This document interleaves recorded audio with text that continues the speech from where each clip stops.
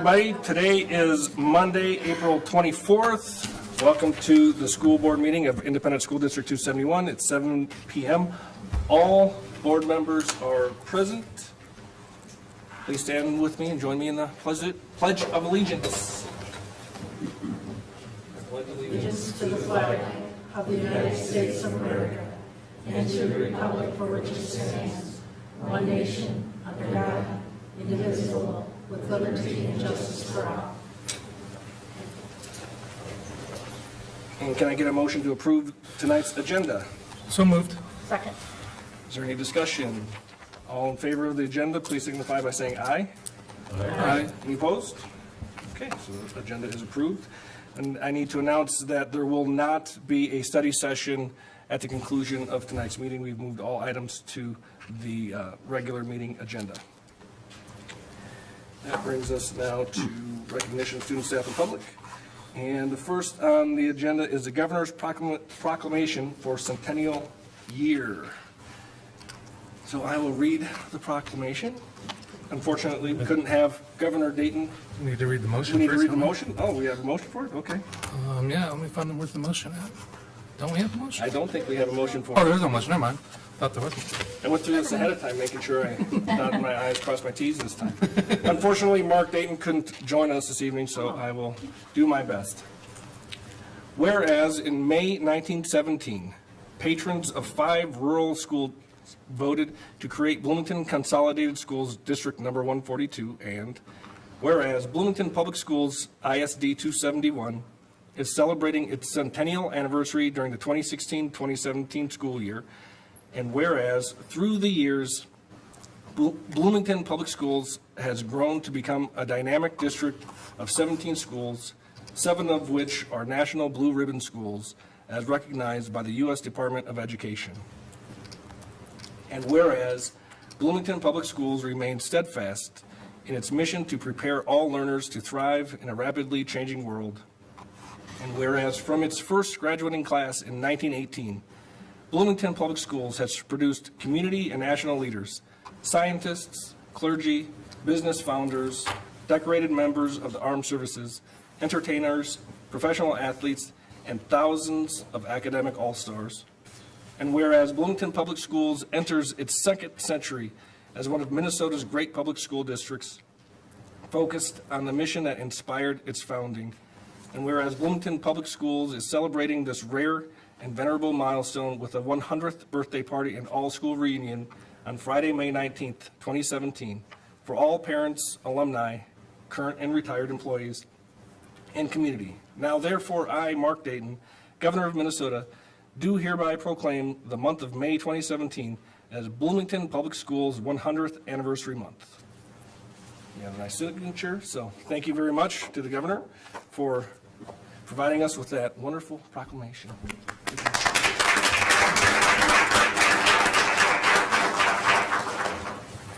And next up is the Human Rights Commission Diversity Day t-shirt logo design winner.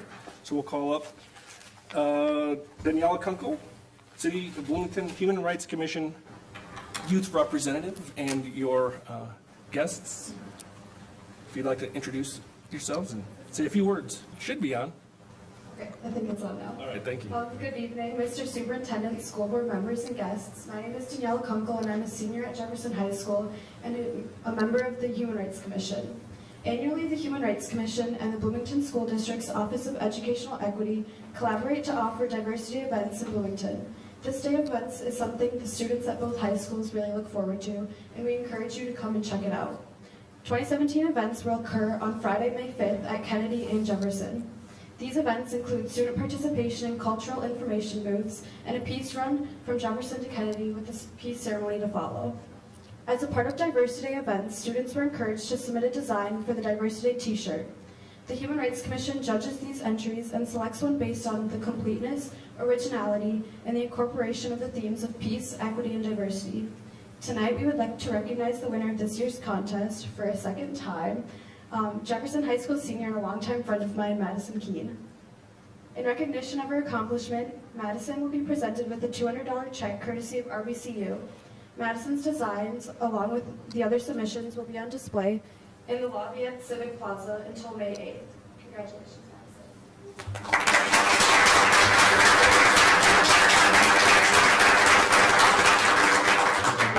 Madison.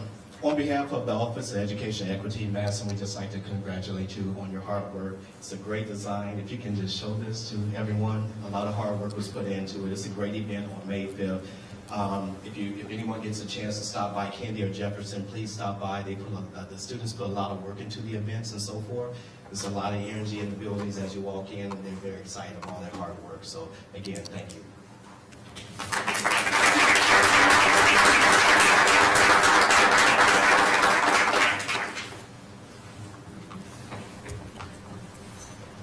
Thank you. That will bring us to our Volunteer Appreciation Week proclamation. And I'll ask Debbie Belfry, Volunteer Connection, to accept the proclamation. And if you could come up, and you can also introduce the rest of the team.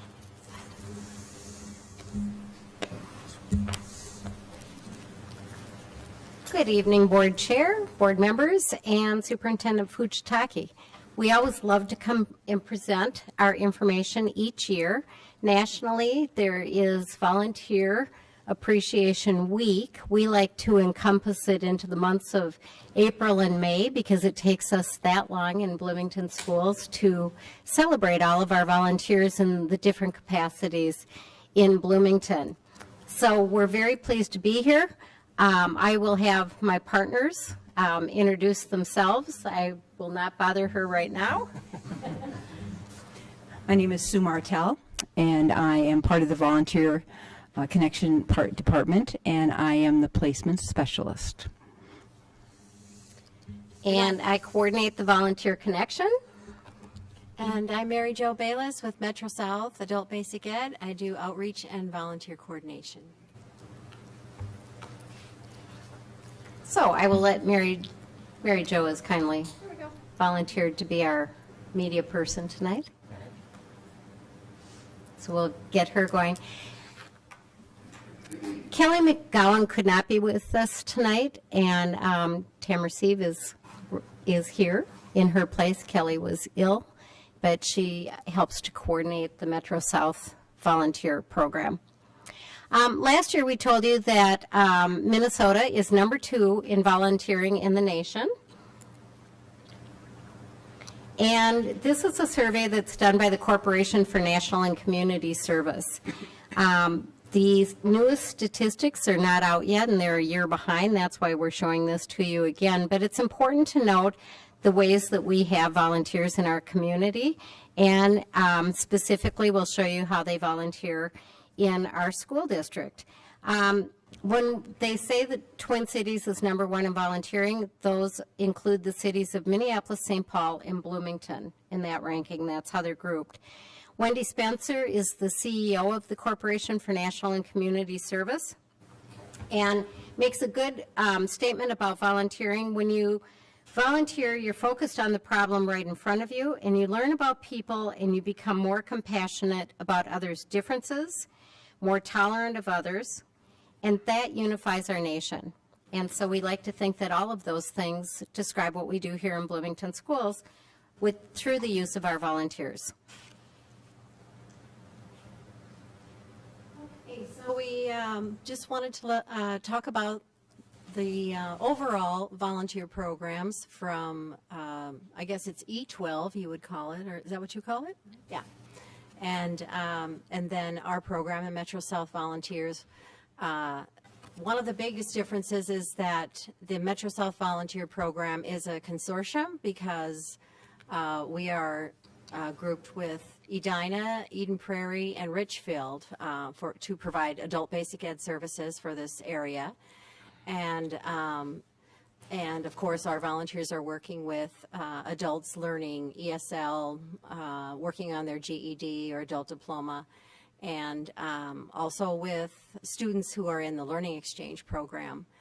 And but we work together as often as we can and enjoy the partnership. This photo is one of our partner sites in Richfield and shows a couple of volunteers working with a group of students who will hopefully eventually come to school at our main campus. But in the meantime, are working with volunteers in the community at various sites where either transportation is a barrier or childcare usually are the two things that keep them from getting to us. And altogether, we have about 130 volunteers. About 100 of those are with Metro South doing adult basic ed volunteering, and the other 30 are with the Learning Exchange program, where volunteers attend classes with participants who are taking classes that are designed for them either to do cooking or dancing or all kinds of enrichment kinds of things. And then our volunteers, about half of the 100 volunteers are working in classrooms with teachers where they're doing small pull-out groups or things of that nature, or in labs like computer lab, math lab, a reading lab, where students get a chance to work one-on-one with someone. We also have college prep, where volunteers who like to work with a higher level student can help people with acuplacer preparation if they want to go to Normandale or wherever they're headed, or the GED program as well. We have, from the 15-16 program year, we have collected 6,960 volunteer hours, and you can see on the slide that adds up to $164,000 worth of donated time given to us through our volunteers. This year we have the good fortune of having not only an employment navigator who is an AmeriCorps Vista volunteer, but we also have a CTEP, which is Community Technology Empowerment Project. So Leanna at the top there and Joelle at the bottom in the middle are both working very hard for our students. Our CTEP is working on, we have a building goal of helping all our level 3 ESL students earn a digital literacy skill, and we're almost there now with her help, because more and more students were, one of the barriers for them with employment was just not having enough digital literacy, because pretty much everybody needs it at work. And so she's been really great. And then Joelle works every day with students who need help practicing for an interview or writing a resume, doing a job search. She's had a couple of hiring fairs at Metro South, one with FedEx, and those have been really successful. So we really enjoy having them there and appreciate their hard work.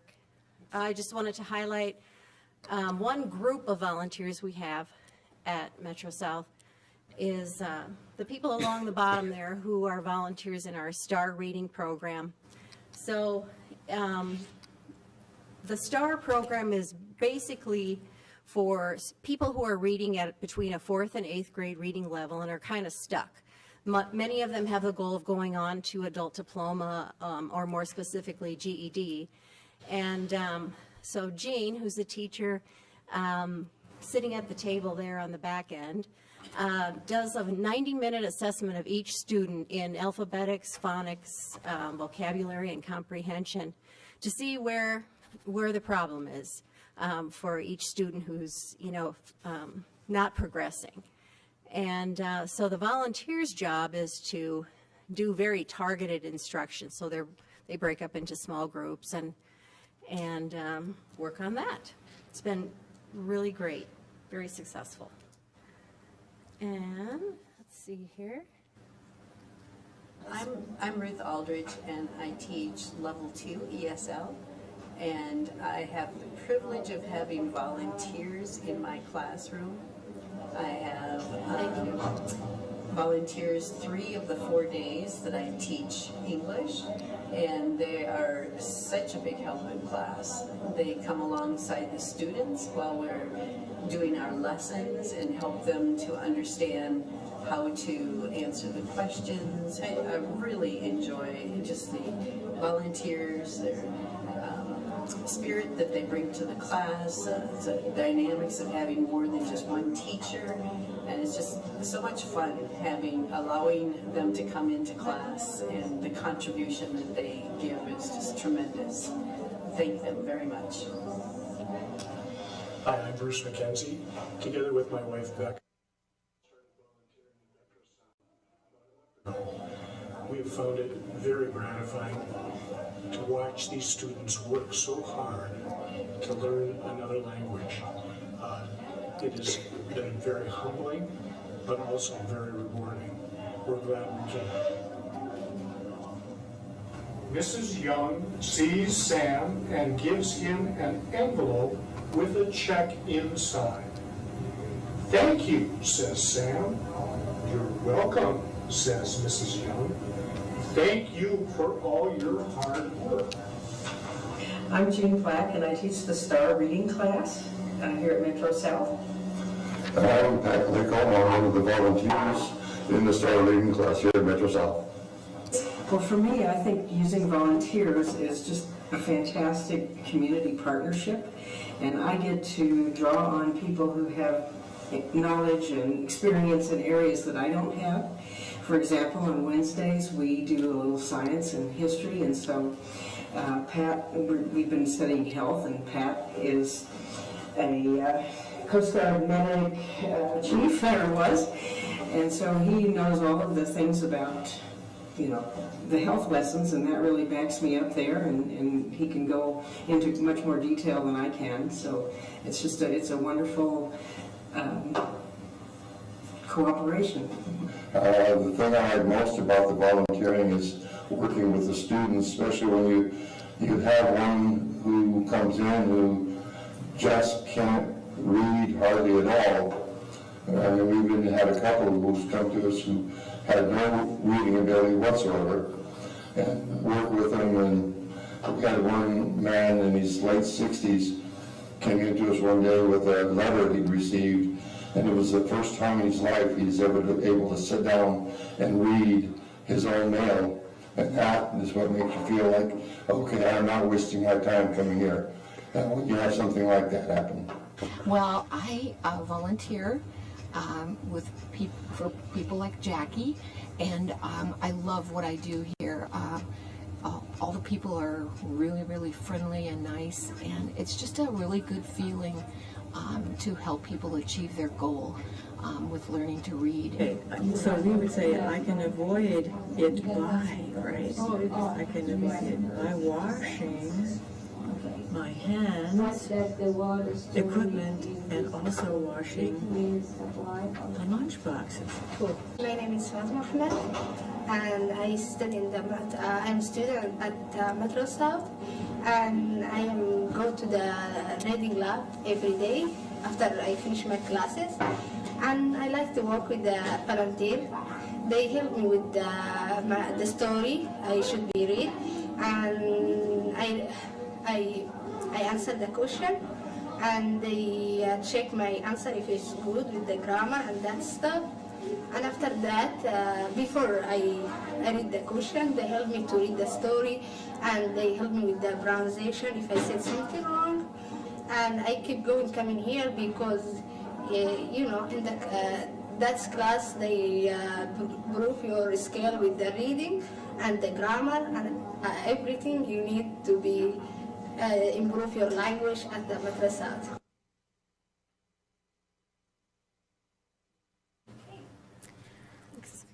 Parents and our community members provide endless hours of support in a variety of ways in our school district. And you can see from this slide that we have many, hundreds of volunteers in various programs throughout the school district, including PTSA.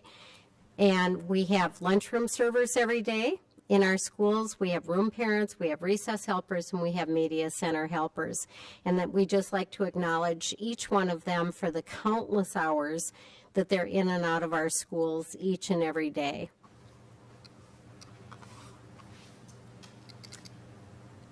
The Volunteer Connection serves early childhood through grade 12. As you can see, we have now registered at this point in the year 601 volunteers have come through our office, and they serve in a variety of capacities. As you can see, tutoring in a variety of ways, including our Normandale Community College partnership with America Reads, America Counts. We have homework connection programs. Minnesota Reading Corps works as volunteers within our district. We have wonderful programs that have been going on for years with our volunteers, including our Valley View Elementary Rocking Readers, who have been together for more than 25 years now, and keep finding their own replacements as their lives change. We have our Westwood Reading Buddies, Hope for Tomorrow Mentors. All of those fall under the realm of Volunteer Connection. These volunteers have dedicated 37,756 hours, and they're all tracked because we know exactly where they are in our schools and the time that they're spending in our schools. We also have volunteers that provide after-school support, and Sue's going to talk about that program. Since 1999, we've offered the Homework Connection program in various elementaries and middle schools, and it's been a wonderful support to families and to students. Some of the students are in this room right now, as well as parents. And, Mary Jo, after watching that video, and all of you can probably understand, it's pretty easy when you have that kind of enthusiasm every day with the people that volunteer and saying, well, I just want to make a difference, and then they show up for weeks and years and making such a difference with our families. But anyway, the Homework Connection, it's really great because the administrators really like the Homework Connection. The teachers come down, check on their students, make sure the students have what they need to be successful at the Homework Connection. And the volunteers really do feel like they're making a difference. As you can see, this year we had 65 volunteers, assisted 115 students, and that's each week at those sites. And as you probably know, in 2010, the Volunteer Connection began the evening Homework Connection because Hennepin County Library wanted us to have a program there, and then because parents said, one night is not enough, we started at Penn Lake Library and also Creekside Community Center to have our presence at the community center there. And it's been really wonderful because the families will come. Some of the families will come all 3 evenings. 90% of the families that utilize the Homework Connection in the evening are Somali. And we've had some wonderful relationships with those students. In the picture here, you can also see there's a furry friend. This year, we have Gideon, the comfort dog, who visits us at Oxborough Library on Tuesday nights. And if you know anything about these dogs, they're very docile, and they just are there. And the students will read to them, possibly, explain their homework to them. As you can see, one young girl, she decided that she would draw a really lifelike picture, and I don't know what Gideon felt about that, but it's a wonderful environment. And the interesting thing, families will come, the whole family will come. There might be a preschooler, middle schooler, whatever, and we can be helping the preschooler and maybe also one of the parents. And I really try to provide a volunteer that can help with whoever walks in the door. So having community members, business people, engineers, whatever, have students from Northwestern Health Sciences are wonderful in math and science. And really, there are some, especially high school kids, they'll come every week and work with those young people. And I'm thrilled because they keep coming back and the whole family comes back, and it just really makes it for a better community.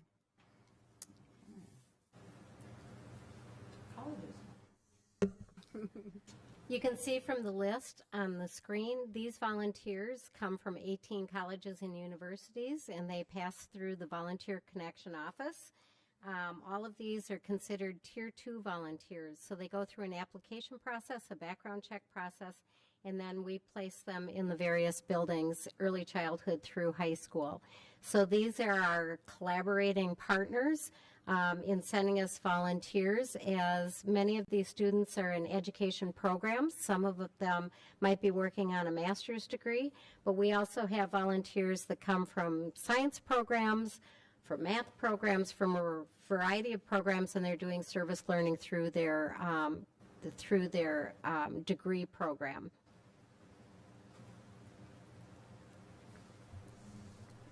Well, how do you feel about volunteers? Well, I asked a few people. Well, maybe I didn't ask the dog, but, you know, he is a volunteer.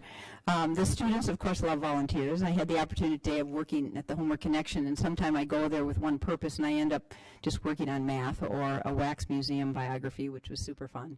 But our teachers really support us. We've had over 200 teachers that request volunteers from our office. And here's some of the responses I get. Wow, another amazing batch of Normandale students. These young men and women are very confident, eager, and flexible. Maybe you heard my sigh across the miles. Thank you. And that's Patty Arteal. As Debbie had said, we have many students that are in education. All the Intro to Ed students, over 100 a year that are in Intro to Ed need 25 hours of classroom experience, and they're in our schools. And like this young woman said, I love my field experience. It's something I look forward to every week. Everybody wins with that program because our students are getting the attention. The students are becoming educators. And I've had many, many occasions where once a student that was even a Homework Connection student of mine, I'm sorry, I've been doing this a long time, is now in college. And every fall when we speak to the new teachers, there's usually one or two that have come through our office, which is really rewarding to me. I feel like the grandparent. But then I do tell them that then they need to request a volunteer because, you know, they have to give back. A couple other things. Debbie had mentioned that we had the Rocking Readers have been here for a long time. Sherry Hallberg just wanted to share a few words. We are making a difference in the lives of these children by giving them the opportunity to feel special and at the same time foster a love of reading. Our kids benefit from all these positive adult interactions. They really look up to the volunteers and grow to look forward to the volunteers' enthusiasm, knowledge, and willingness to participate. Having volunteers allows for more individual attention for our kids, and Dr. Chris Christensen said something about that. The other thing here is Kim Mason, who is a wonderful teacher at Olson, as all our teachers are, but she really loves her volunteers and is very enthusiastic about it. She knew that we had this presentation. She said, we did some brainstorming in our class, and so this is what they came up with. Volunteers are great because they helped me with my computer slideshow. Now I feel proud. They help me feel more confident. And it really is true, and it's so easy to see on the faces of the students. So I just have to thank all the Bloomington volunteers that we have.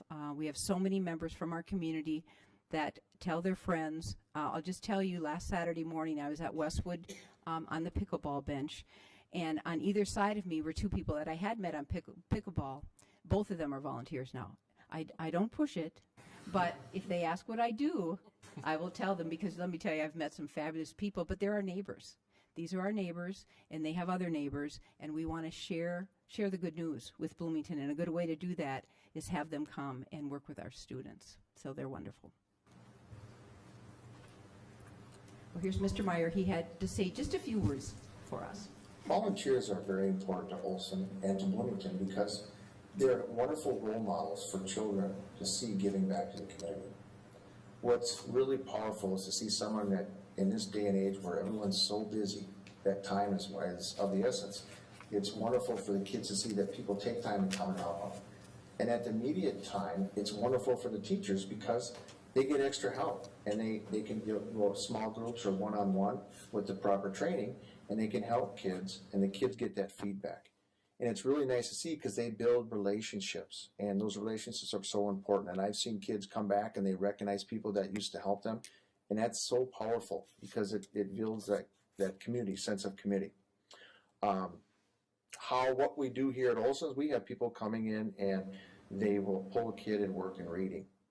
And they'll read one-on-one, or they'll ask them questions. They get help, they get quieting questions or resources from the teacher and some training, and then they go from there. But what's really neat is that the kids get their needs met through people that they just meet.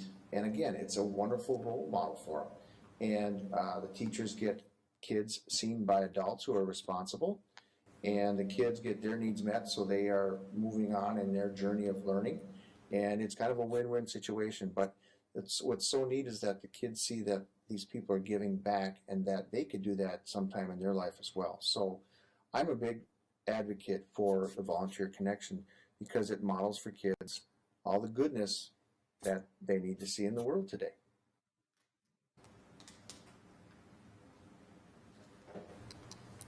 So this is a slide that talks about all of our community partners that volunteer within our schools, both at Metro South and through the Volunteer Connection Office. As Mary Jo said, we have a great collaboration. Anybody in the community can call any of our numbers and we will find the right place for them to volunteer. And so you can just see some of the places that our community partners enter our schools to work with our students, early childhood through adulthood.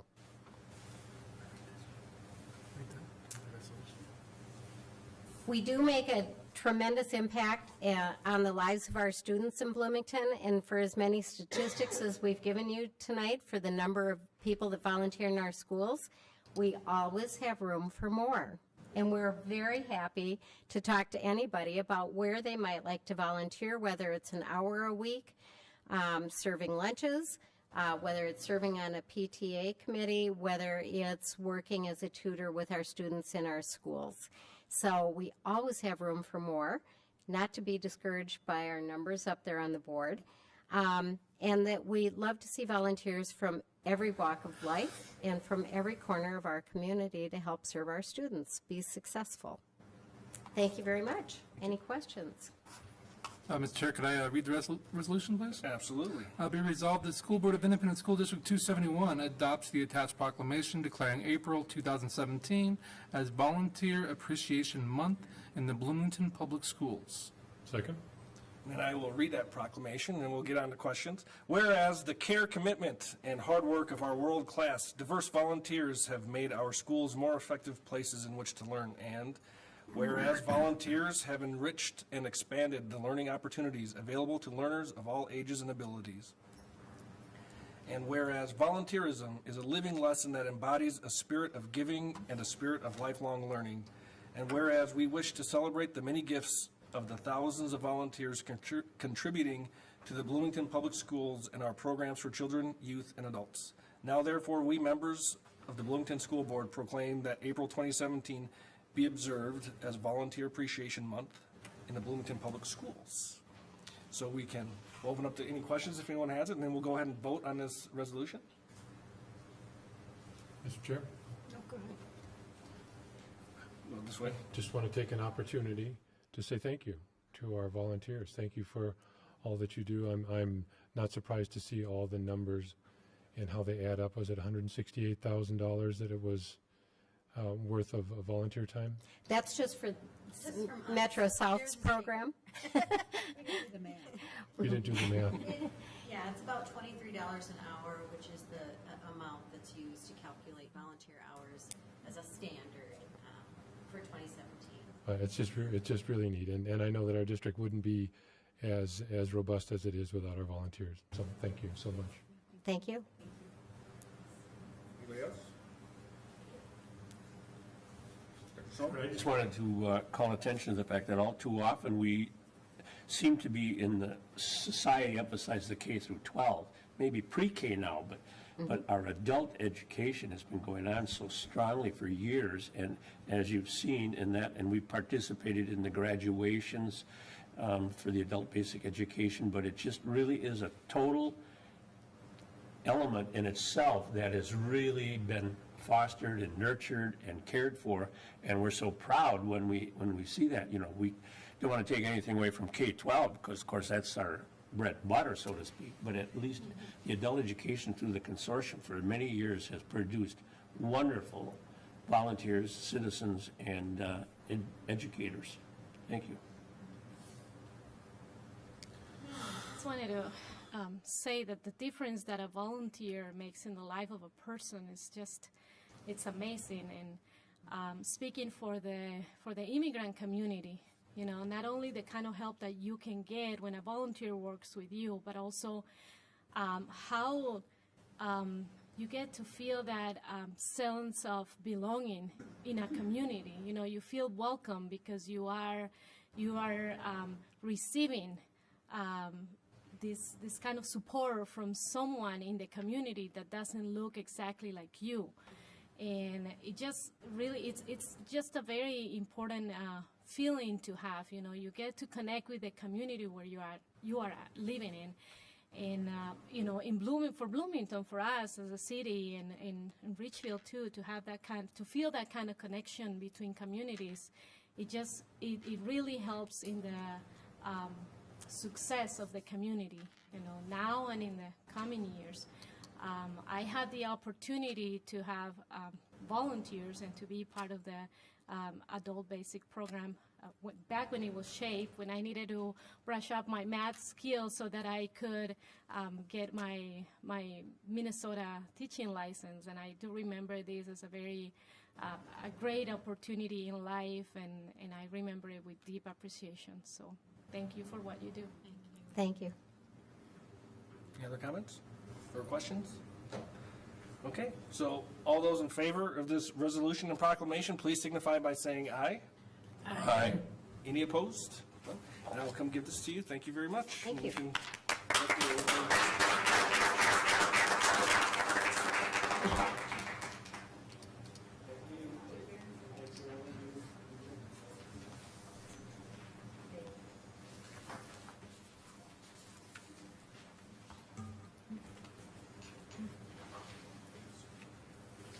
I believe that now brings us to student school board representatives' reports. And we'll start with Representative Anderson. Hello, here's an update of what is happening around Jefferson. Like Daniela said earlier, Diversity Day will take place this Friday, May 5th. There will be booths throughout the halls to celebrate different cultures, and Jefferson and Kennedy will join together for a peace run.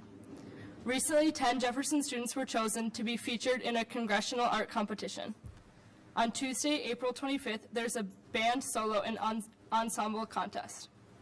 The district-wide food drive for Veep started today, and it will go until Friday. Student Council will be working hard to get the school to raise as much food and money as possible and to get to our school district goal of 70,000 pounds of food. Show Choir had their Connection special this past weekend, featuring the retirement of longtime director Jeff Kelly. The Academic Scholar Breakfast was held on Friday, May 21st. AP testing is coming up and will be in full swing within the next couple of weeks. Prom committee is finishing up with their planning, and prom is coming up also on Friday, May 12th. May 3rd through May 7th, Jefferson will be performing their spring musical Aladdin. Orchestra will be performing their spring concert on Tuesday, May 16th, and choir will be performing their concert on Monday, May 22nd. Bloomington Ice Garden is one of the 2 Kraft Hockeyville USA finalists to win $150,000 in arena upgrades and the honor to host an NHL preseason game, so be sure to keep voting today and tomorrow. Going on right now is the Spring Community Forum that Principal Anderson is hosting. Later tonight, a link for that will be on the website. Thank you. All right, at Kennedy, it recently has been announced that our principal, Andy Beaton, will be taking his outstanding leadership to Edina High School. The students and staff will miss him dearly, as well as excited for what he does for Edina. The interim principal will be Mrs. Campa for the 2017-18 school year. Kennedy is grateful to have such an amazing staff, and we wish Ms. Campa and Mr. Beaton good luck for next year's school year and their new roles that they will be taking. We have 10 Kennedy students who will be representing Kennedy in the 3rd Congressional District Art Competition, where the grand prize winner will be invited to go to Washington, D.C., and the winning artwork will be displayed in the U.S. Capitol building next year. Kennedy's Theater will be performing Little Shop Horrors at 7 p.m. on April 27th through the 29th, and at 2 p.m. on April 30th in the auditorium. Student Government is having a spring fling on May 19th with a food truck, games, music, bouncy house, and to finish, a movie night, which will be showing Moana. We encourage everyone to come, although there are some interruptions with Box City and the Rig Annual and the Centennial Celebration, which are also on May 19th. And then to piggyback on the Veep, we anything counts. You can bring money in, and $1 is equivalent to bringing 5 pounds of food. So we just encourage everyone to donate as whatever they can. Thank you. Thank you for those updates. And is there anyone here that would like to address the school board on the topic not on the agenda? And I see the first ones on my list is we have the Southwood PBIS, the Positive Behavior Intervention Systems team. And is it Ms. Meyer and Ms. Page and team? I was given 2 names, and then plus the rest of the group can will introduce the, you can introduce the rest of the group. I didn't have all the names, sorry. Thank you, Superintendent, School Board, Executive members. I am Carmen Meyer. I'm Special Education Supervisor with the district with Early Childhood, and I bring with me our Southwood Early Learning Center PBIS team, and we are coming to give a gracious thank you. I'll introduce the members, and then I'm going to pass it off to Rachel. Rachel Page is our clinical social worker at Early Childhood. She is also our PBIS coach. Standing next to her is Jennifer Corcoran, a early childhood special education teacher, also one of our technology leads within early childhood education. Michelle McCarty and Jackie Simasek, both special education teachers at Early Childhood, and Kelly Crick O'Born, our newest member, our early childhood special education coordinator at Southwood Early Learning Center. So I'm going to pass off to Rachel to extend our thank you. Well, first of all, we have a small video created by Jennifer Corcoran. I understand it's going to be played for us, or do we need to go over and get that?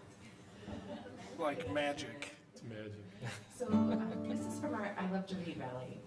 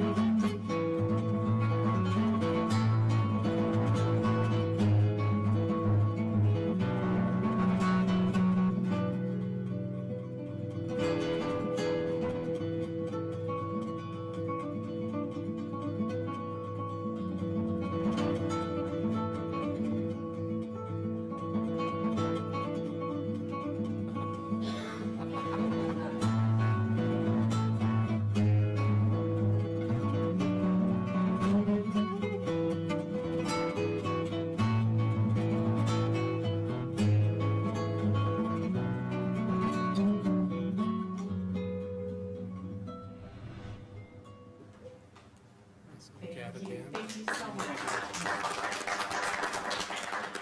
So, Positive Behavior Intervention Systems, or PBIS, is one of the ways that we recognize some of the good things that our students and staff are doing in our building.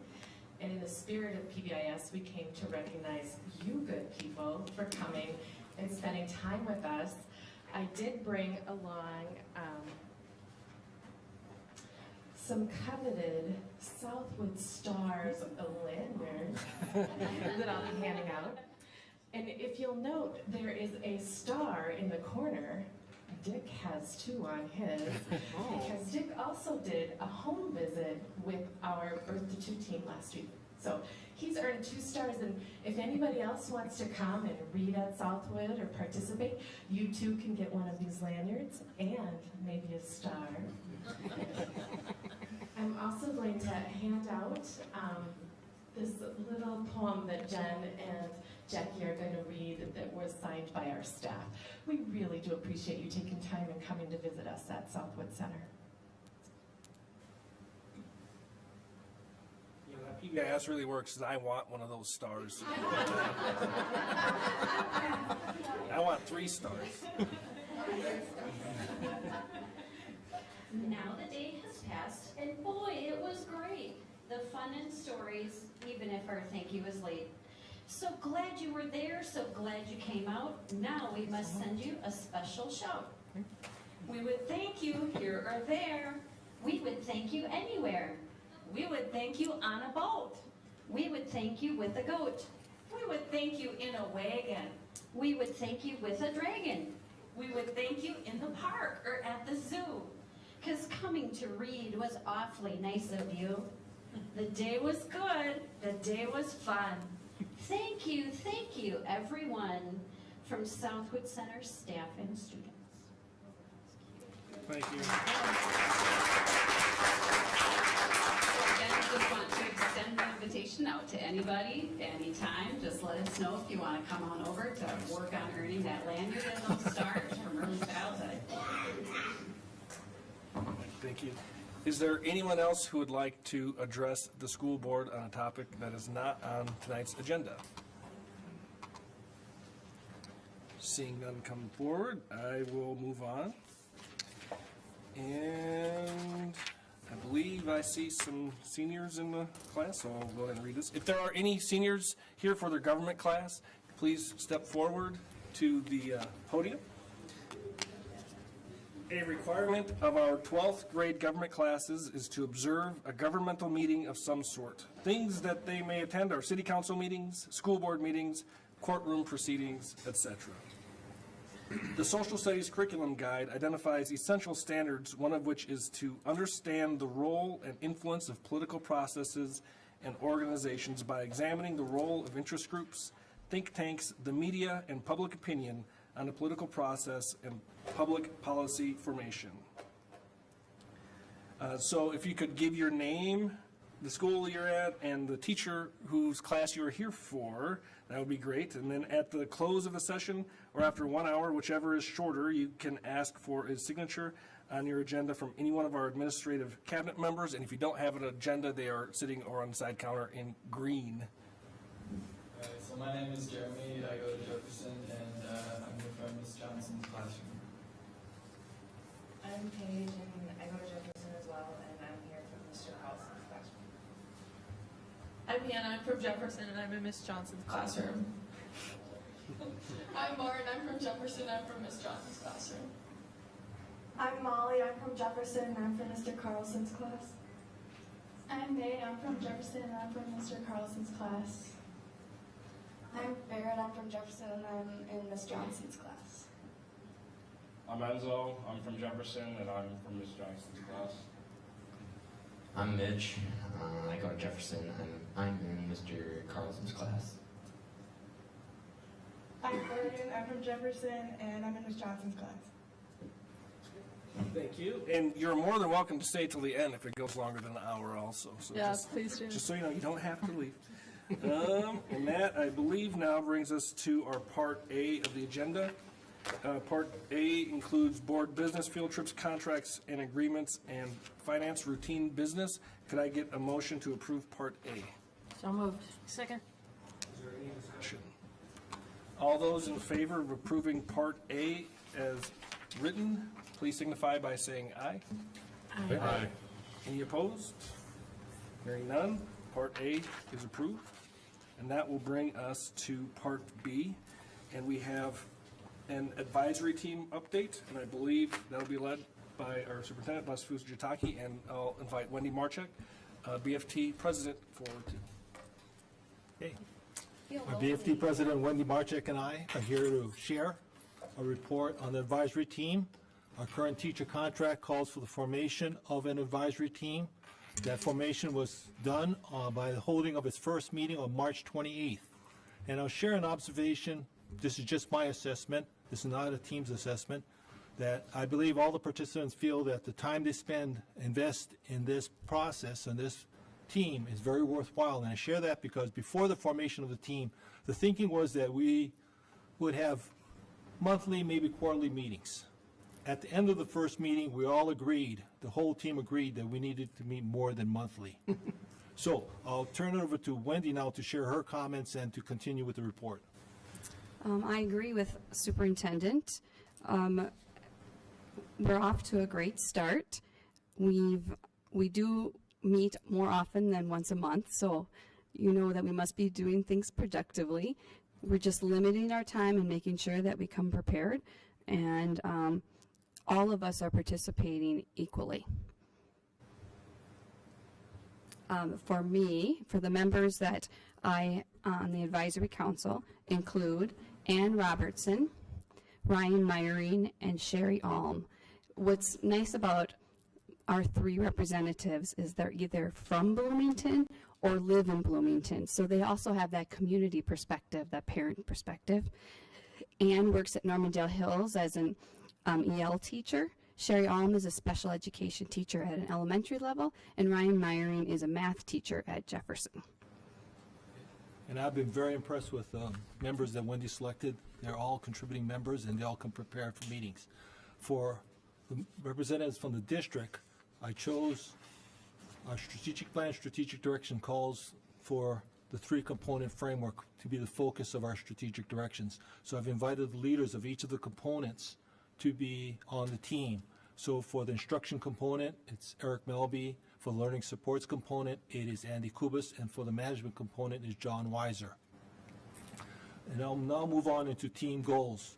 The team unanimously approved 2 goals, and I'll cover the first one, and I'll read it. It is to improve relationships, strengthen communications, and give a voice to teachers on the front line. So that's the first goal, and that's Wendy to cover the second goal. Our second is to collaborate on planning, implementing, evaluation, and problem solving.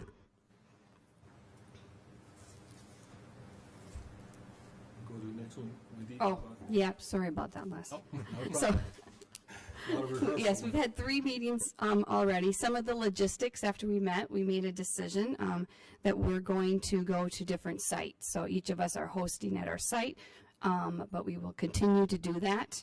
I've reached out to Westwood. They are going to be hosting the next one. And I think that has been really positive. I think we've all enjoyed that.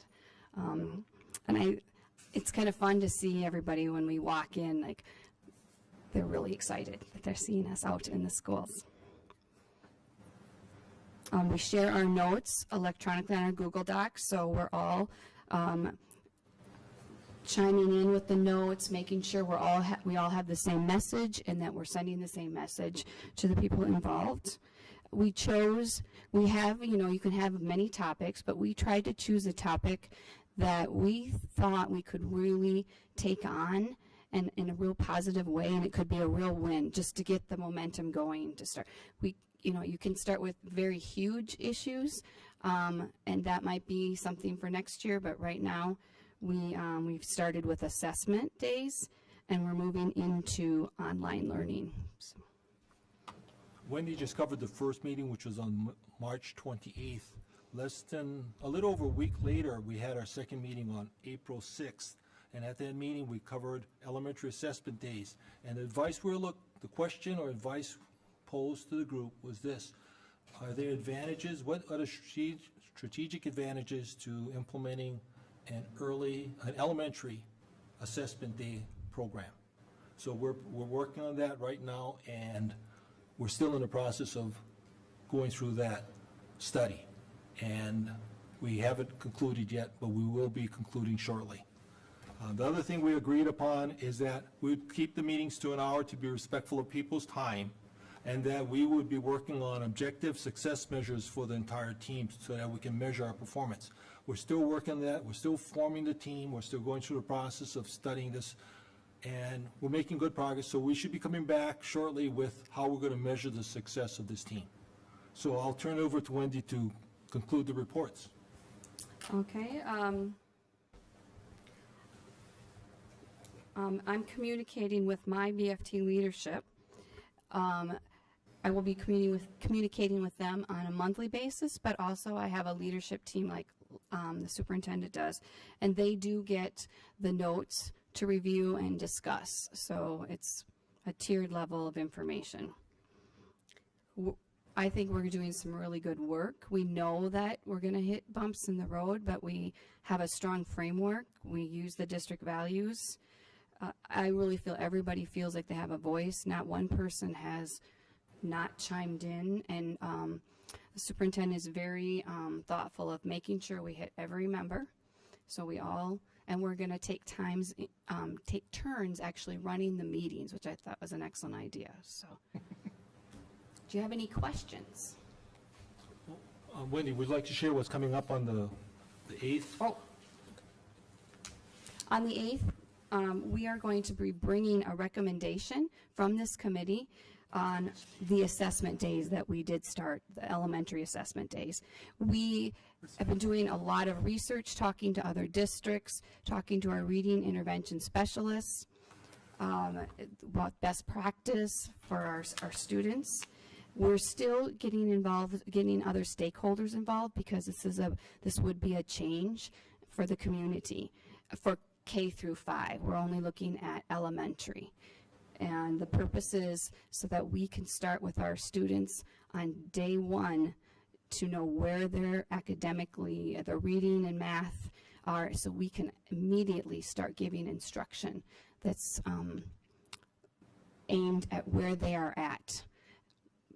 Currently, it could take 6 weeks to 8 weeks to go through an entire school and to benchmark to know where we're at. This would save a ton of time, and we could really be on top of it much quicker.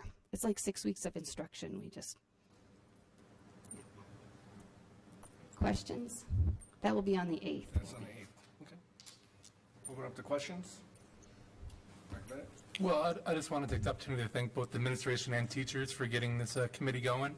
It's something that I was excited about when you guys first mentioned it last year, and it's something that I believe in and think that we desperately need.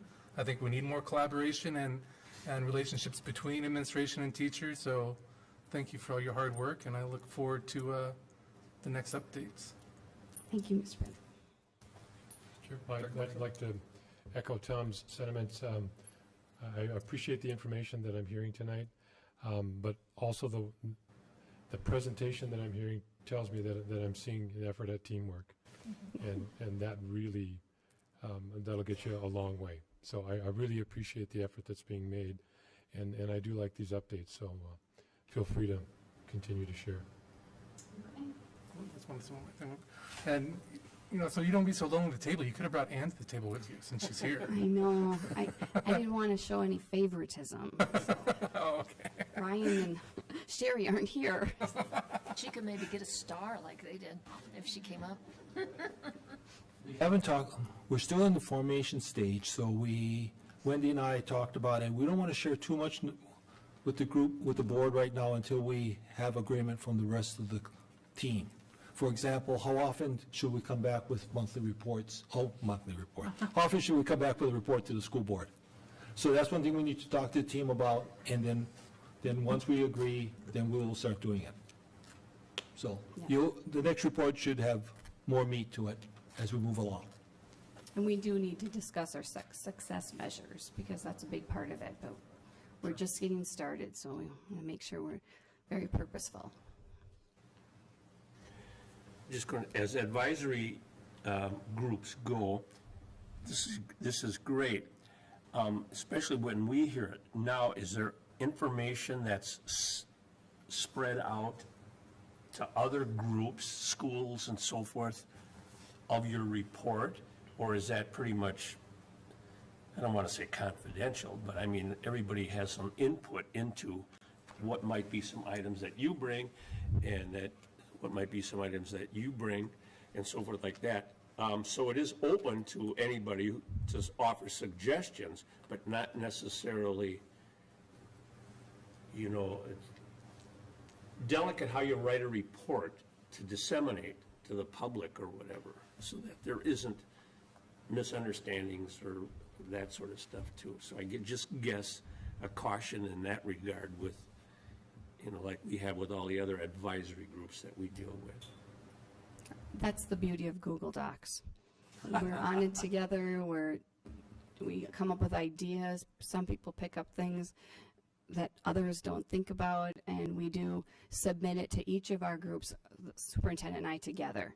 So my leadership group is like 10 people. They see that every time we meet, they see that afterwards. And then my entire group, which is about 50 teachers, and they're located in all the buildings, we give them a verbal update at a meeting, where we take notes. So that's how far out that we're going. We're just being very careful because we don't want to talk for anybody else. We want to make sure that we take this and continue to get feedback and continue to hear voices out in the schools.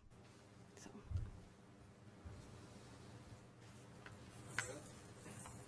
I'd like to echo the sentiments of the rest of the board and just say I was happy to see that it came together and that you had your first meeting, and then you've already had 2 more meetings since your first meeting in the first month. And so, yeah, it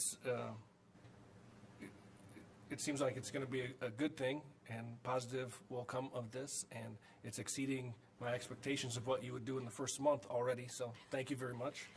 We meet May 2nd again. We have another meeting. Second. Okay. It's on the calendar. All right. Well, thank you very much. I just want to add one thing. Just when you're saying you guys need to talk about how often you want to come to the board, and my desire would be as much as possible, because I'd like to see you at the board table more often than just when we're doing, negotiations. So more times we can get teachers at that table talking about how we're working together, and collaboration is a good thing. So Trust me, we'll have Ryan, Sherry, and Ann coming real soon. yeah, next time, don't worry. You can go ahead and bring your team if they're here. I do have one question. Since we're talking about how often, you're going to meet, you're still working on that. What about, are there any plans to continue any meetings throughout the summer? Or will it end in May and then start again in the fall? Have you guys decided that, or? We haven't decided that. I think it will depend on where we are with the issues, and if a break is a natural break, or if it's something we do need to work on through the summer. Okay, thank you. Yeah. Anybody else? Okay. Thank you for being here. Thank you for your time. And speaking of working together, who would like to read this next? Director Sorum, our withdrawal from TIES Consortium. Would you like to read that resolution for us, please? Be it resolved that the School Board of Independent School District 271 authorizes and directs its superintendent to issue a notice of withdrawal of the district's membership in the Technology and Information Educational Services, TIES as it's referred to, consortium effective June 30th, 2018. We have John Weiser here to give us an update on this. Chair Leva, Superintendent Fujitaki, board members. You have 3, in addition to the resolution, you have 3 supporting documents in the board packet. The first is kind of a timeline. It's titled TIES Membership Update. It's an updated version of what you saw at the board retreat in February. So hopefully that document looks familiar to you. Made a couple of updates to give you current information on that document. There is a letter dated June 6th of last year, 2016. It specifies part of our transition over the last 2.5 years or so. We're talking about some changes that have taken place over that time as we've migrated away from the student information system, TIE student information system, to Infinite Campus, and then our migration this year to the new HR finance system, Skyward. So meant to document some of that. And then the third is the draft of the letter from Mr. Holman officially notifying TIES of our withdrawal from the consortium. The people involved in this observational process or this assessment over the last couple of years have included myself, Rod Zivkovich, Director of Finance, Superintendent Fujitaki, Director Sorum, who represents you all at TIES leadership events, including their strategic planning that took place earlier this year, or about half a year ago, and David Holman. So I'm here to answer questions and give any more information that you might have regarding this action. John, thanks for coming tonight.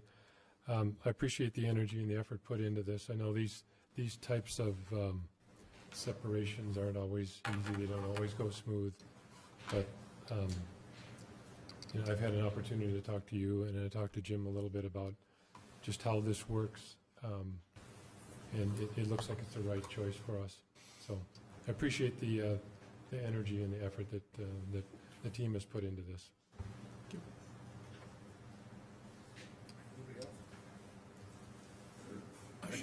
Probably, yeah. I think that the blue sheet that talks about the timeline, you know, has been a good document to see where we have come from and where we get into. But just a little background, being is that I've been with this committee for quite a while.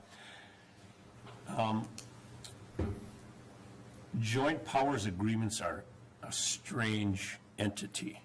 You know, they start out with, hey, this is a great idea, but if we could pool all our resources and pool our whatever together, we could really make some good, significant accomplishments, changes in our systems and so forth.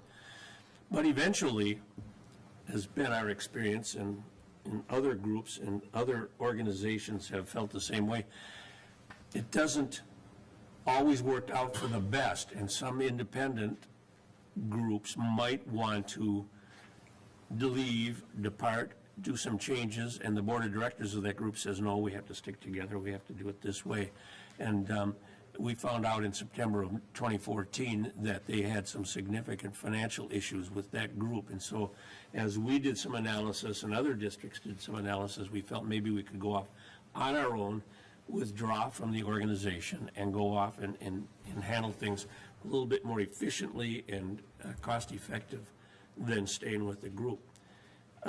We started out with this thing in 1967, and so for a while it was really served us well. But then eventually some other people, other groups came in and some other groups left or didn't, and then the leadership got a little bit too aggressive and wound up getting into some financial difficulties.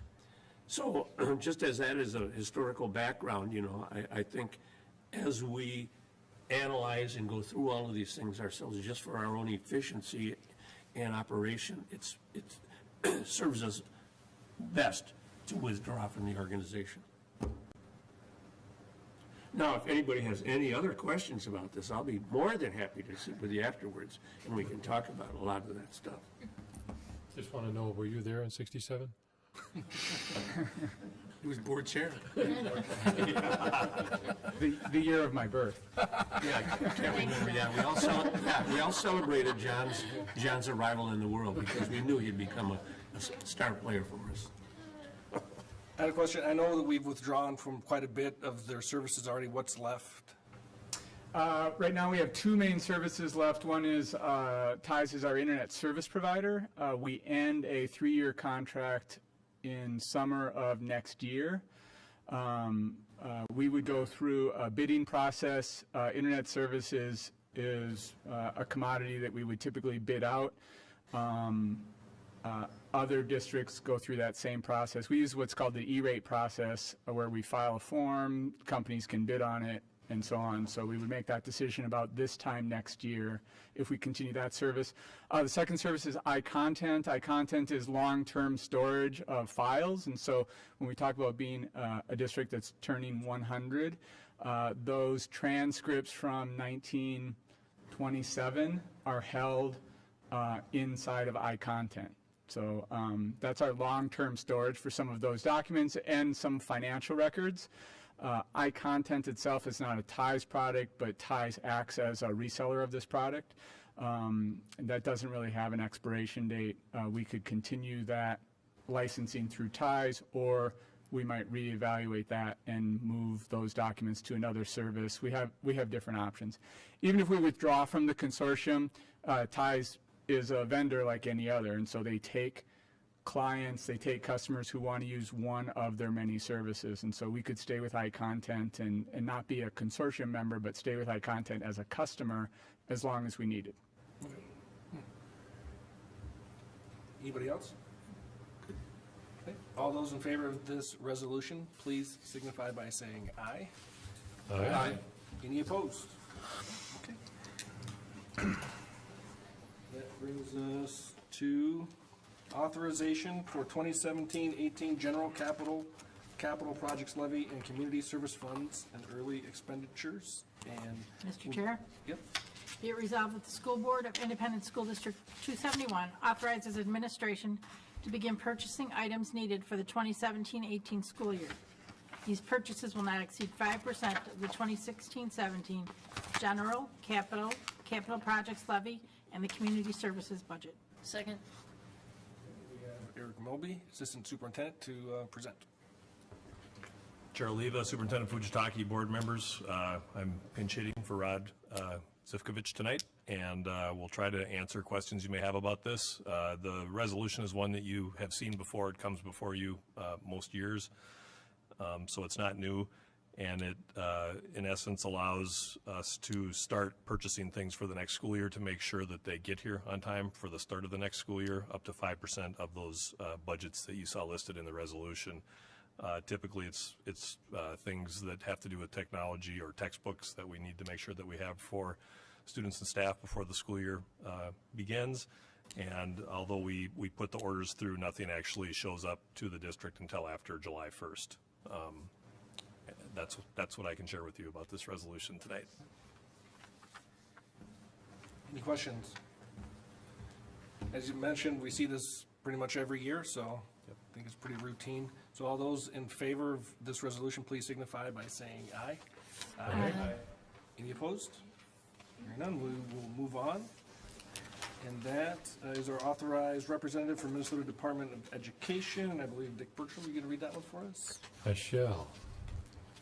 Be resolved, the School Board of Independent School District 271 designates Kathy Torito as the identified official with authority with the Minnesota Department of Education, MDE, for the External User Access Recertification System, with authority to assign job duties and authorize external user access for MDE secure systems for Independent School District 271, Bloomington Public Schools. Second. And Superintendent will give us some background. Yes. This is a routine annual resolution. In prior years, Dr. Dave Heisted was the identified official. However, in conversations Dr. Heisted had this year with MDE, it was determined that the person who should be identified as the official should be the person actually doing input and interfacing with MDE systems. And that person is Kathy Torito. So Dr. Heisted is recommending, and I agree, that Kathy Torito should be the identified official.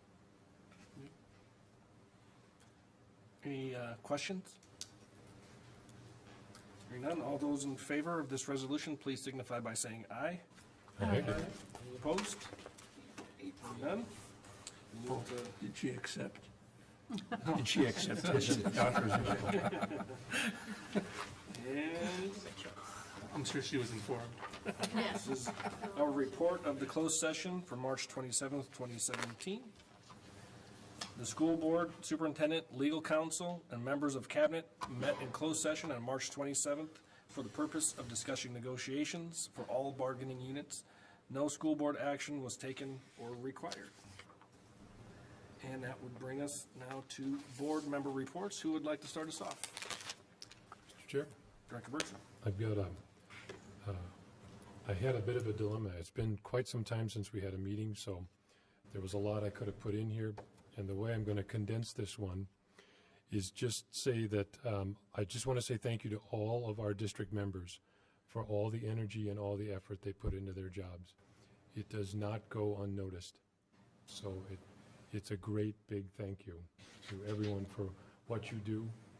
I would have been here tomorrow going over the things that I was fortunate to witness. So I hope thank you will do for tonight. Thank you, Director Bergstrom. Anyone else? Sure. I'm a little list. I'm here as a member of the Education Foundation of Bloomington. I've passed out a save the date for our golf classic that's coming. I gave one to everybody. If I missed you, let me know. And that's going to be on July 26, 2017. We'd like to see a lot of people there either golfing or volunteering. There's plenty of volunteer opportunities. Just go to the efbmn.org website. Get a lot of details there. There's also a spot on the website where anyone in the community could send a note of thanks and appreciation to any BPS staff member. And there'll be a personal note given to whoever you designate, and with a $5 donation, the person will get their note, the staff member will receive the note, and a coupon for a Scoops ice cream. Scoops has been very kind in donating an ice cream cone to each person. So that will be going through the end of April, so we only have the rest of this week to do that. So go to the efbmn.org website for that. And of course, I want to remind everyone that on May 19th, less than a month away, we'll be celebrating our centennial. And if you haven't signed up yet, there's still time, still room. Go to that website. Thank you. I got my confirmation email today. So. Thank you. I just wanted to call attention to tomorrow night, the Special Education Advisory Committee is hosting the Special Caring Award. And you all received an invitation. It says, please RSVP by Tuesday, April 18th.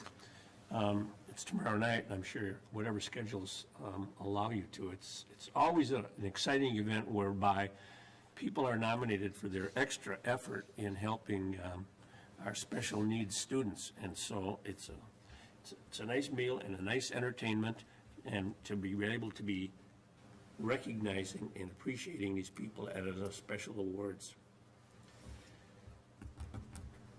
And then there were a couple other advisory committees that I attended that nothing of significant action was taken. Dr. Sykoff. I have several committee reports, sorry. But I just need to add on to what Director Serm said. As a parent, I was a member of that CCAP for many years. And, if you can fit it into your schedule, the stories there are, some of them are real tearjerkers. And they are absolutely stories of people doing the absolute best they can for students and going above and beyond. And so they are really one of the wonderful nights of what's great about public education. So I would encourage you to come if you can. And next year, nominate people. But I did hear before the meeting here that they did have a large number of nominations this year. So that's wonderful, too. So, all right, on to my committees. The District Equity Advisory Committee met, and there was some review of curriculum, talk about the Equity Needs Assessment, Diversity Day, and the other presentation that I found very interesting is the start of what we also heard about that's happening with the District Advisory Team meeting with the BFT is there was a presentation on the development of online learning. And it's just in its early stages, but it was really great. And I just want to make sure people understand that it is Bloomington teachers teaching the online learning, because I already have heard, some things about that. So I just wanted to, that was the point that was made there.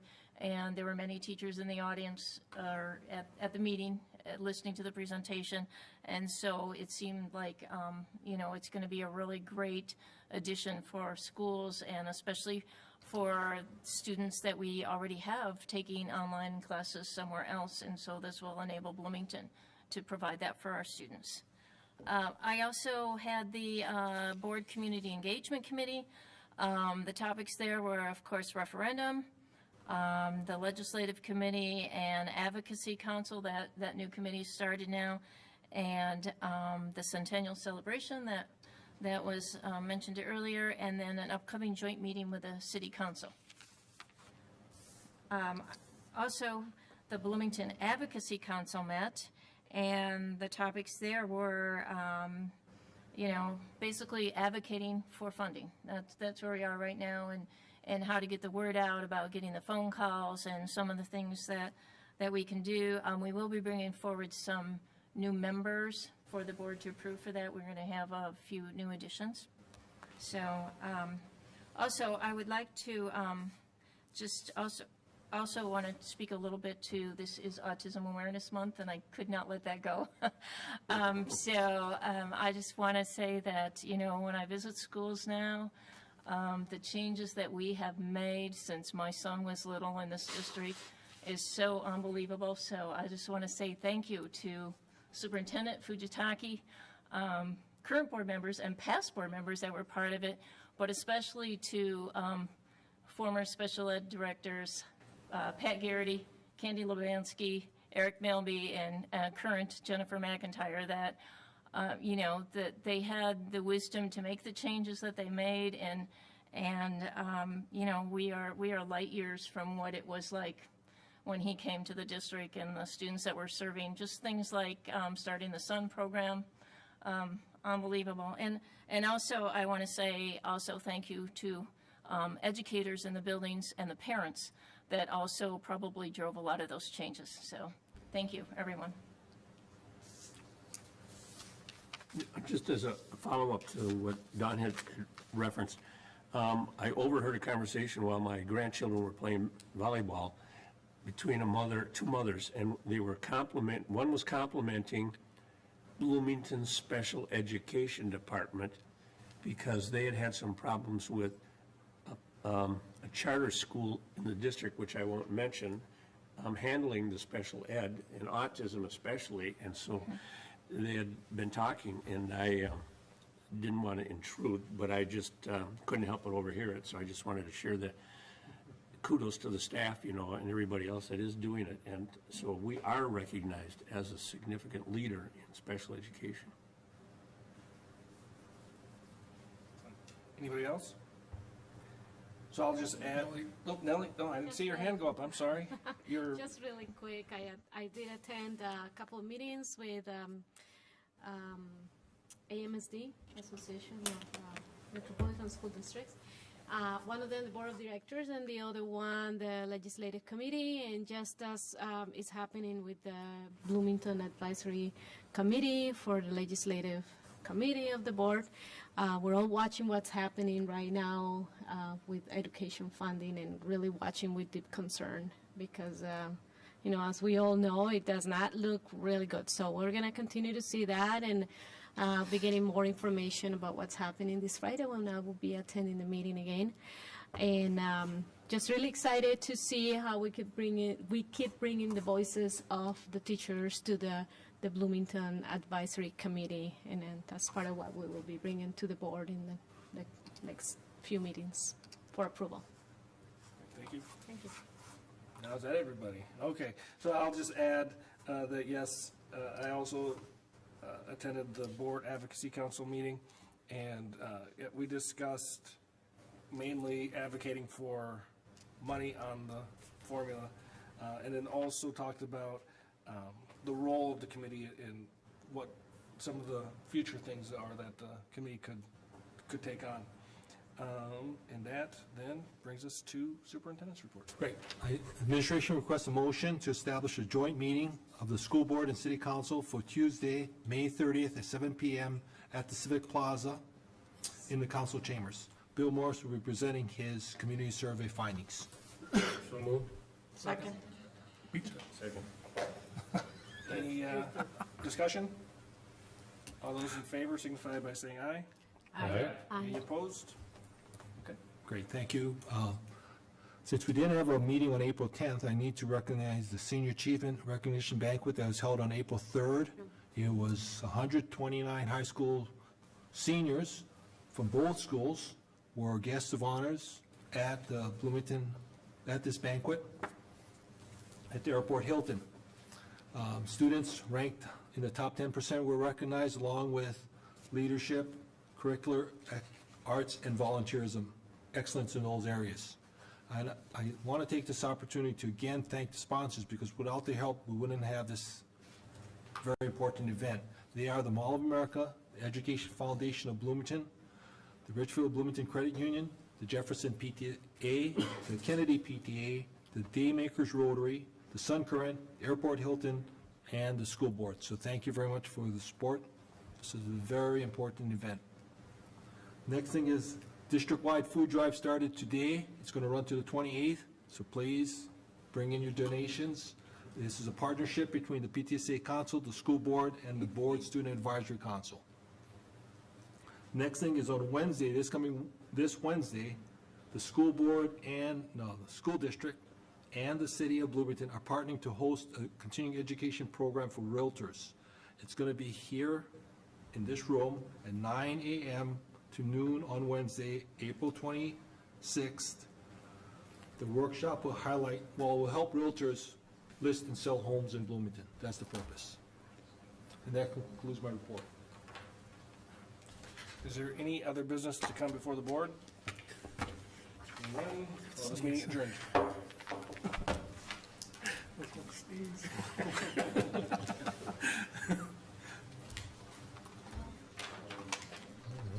So this meeting meeting on Wednesday, the reload? Yeah, that'd be something that board members might want to come in.